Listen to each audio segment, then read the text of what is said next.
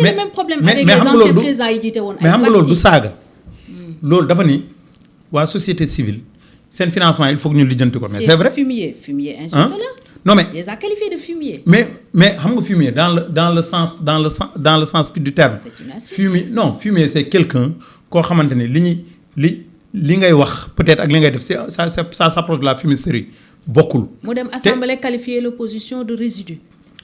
opposition de résidu moom bëriwuñu de résidu mooy. opposition boobu su ko tontoo ngeen ne dañ ko jàll baat. alors que c'est le leader politique opposition xam nga qui parle parfois suñu tontoo leader politique bi. nañu tontu ci terme yooyu c'est-à-dire mais xam nga yow yaakaar nga ni kuy tontu Ousmane Sonko di ci dugal yaayam ba jël photo yaayam di ko publier. c'est pas normal c'est pas normal. c'est-à-dire na yem ci yéen. na yem ci ñun. oui c'est-à-dire nañu wax Ousmane Sonko lu ko neex mais na yem ci moom mais xam nga imaginel nga jël lu toll ni tuuma viol nga créé ko teg ko ci moom pendant plusieurs années nga toog yow doomam toog gis baayam ñu koy wax chaque jour ci réseau yi. ku créé tuuma viol. mais tuuma viol bi ñu ko créé moo ñu ko accusé woon mujjee ko setal. Adji Sarr moo ko accusé. Adji Sarr porté plainte. Adji Sarr kii la rek Adji Sarr marionnette bu ñu dirigé woon loolu kay c'est devenu c'est clair d'ailleurs dégg nga moom Adji Sarr moom moo ci feeñoon rek c'est comme par exemple boo nee système Macky Sall il n'était pas seulement le système c'était juste un élément apparent du système dégg nga donc yooyu yëpp mu jaar fii duñ dañuy faral di wax ni ñun sax Pastef on a vécu des adversités telles on nous a même pas eu le temps de nous former correctement ñun déjà 2016 ñu ràjjee ko fonction. et pourquoi ne pas rouvrir ce procès sax ñu jeexal wax ci benn yow déglul rek. yéen a ngi ci. lépp dama ne président Ousmane Sonko yëpp procès yi nga xamante ne yëpp dañ ko ci tooñoon yëpp nañ ko rouvrir teg ko ci kaw table bi. ba ci Sweet Beauté. yëpp boobu mënul njëkk parce que boobu procès Mame Mbaye Niang bi dinañ ko tegaat ci président Sonko wax na ko. tous ceux qui sont impliqués dans ce complot paieront un jour. oui parce que tant que débat boobu tam leerul justice wax ci lu leer de manière définitive. xam nga coow li du mën a jeex. xam nga la justice preuve nee bi na Amadou Ba demee ci plateau jàkkaarloo.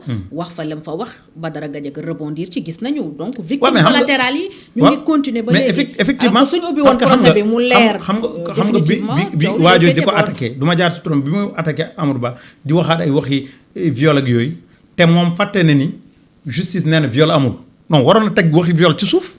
parce que justice ni viol amul ay corruption de la jeunesse la tekki. corruption de la jeunesse Amadou Ba sax moo joxe yenn définition yi. corruption de la jeunesse gis nga corruption de la jeunesse ñëpp wax nañ ko waxaat ko je vous ai dit tout à l'heure moi j'enseigne la philosophie ñaari yoon lañ ko mës a condamné nit ci àdduna ñaari nit lañ ko mës a condamné ci àdduna président Sonko mais bu njëkk bi Socrate 5e siècle avant Jésus-Christ 500 ans avant la naissance de Christ lañ ko accusé parce que moom da doon te c'est la même logique parce que Socrate da doon yee population bi di yee jeunesse bi di ibbi seen xel yi di taal seen xel yi comme ne Birame Souleye di ko waxee état athénien démocratie athénienne ni gis nga kii bu continuer il va nous mettre dans une situation exceptionnelle nañ ko condamné nañ créer dara teg ko ci moom on a condamné 3 chefs d'accusation qu'il veut créer de nouveaux dieux qu'il veut rejeter les dieux qui existent qu'il veut corrompre la jeunesse mooy dafa yàq xel jeunes yi loolu lañ ko condamné woon bi mu amaatee c'est un autre Sonko de Socrate à Sonko plus de 25 siècles après da nga xam ne yi caaxaan la. procès Mame Mbaye Niang Ousmane Sonko moom justement bëgg nañu ubbiwaat ko ba barki le 31 décembre passé.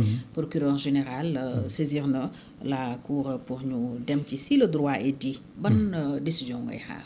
si le droit est dit et le droit sera dit c'est que dinañ seetal Ousmane Sonko pour ci li mu waxoon effectivement am na rapport bu ko épinglé.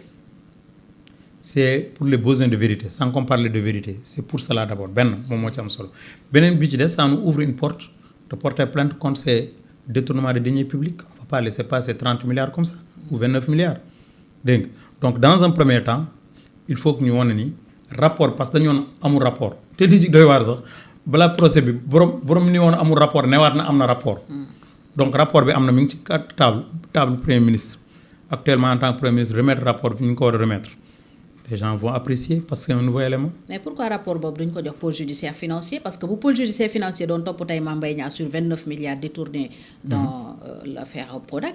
day gën a jox dëgg Ousmane Sonko ci mu mën ko topp. ne effectivement il y a des lépp loo gis étape la xam nga dama la ni dafa am benn étape Ousmane Sonko dafa ne rapport amul ñu ne rapport am na loolu la ñu war njëkk régler rapport am na. léegi régler parce que réouverture révision bi c'est pour moom deram. waaw mais après rapport bi mi ngi déjà cour rapport mi ngi cour des comptes mi ngi pôle judiciaire financier les kii dafee autres yi nga xamante ni ñi nga en prison c'est sous la base de ce rapport ah. mais déggaguñ ci waxi Mame Mbaye Niang parce que rapport boobu mooy bi Cour des comptes génnee en 2023. oui mais c'est parce que enquête bi dafa jeexagul parce que xam nga dañuy remonter les responsabilités ba yegg au sommet moom moo nekkoon au sommet.